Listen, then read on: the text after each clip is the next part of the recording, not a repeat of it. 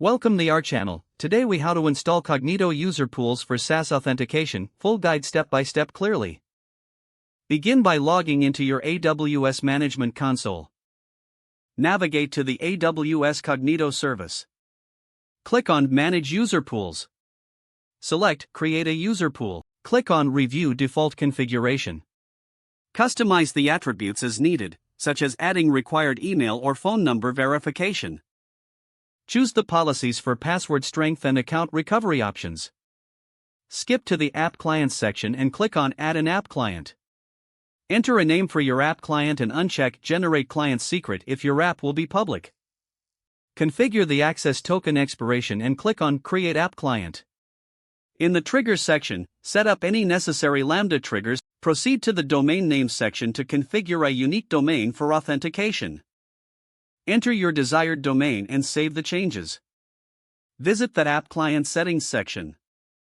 Enable the authentication providers you plan to use, such as email or social logins. Select the callback URLs for your application where users will be redirected after authentication. Set up sign-out URLs as needed. Click on Save Changes to apply your settings. Copy your user pool ID and app client ID for later use in your application. Next, navigate to your application's codebase.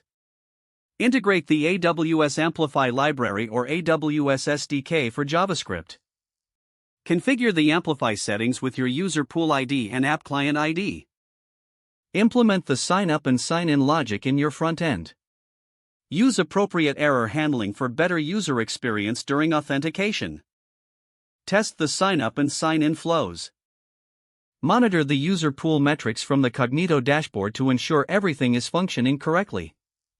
Finally, review your security settings and ensure compliance with best practices.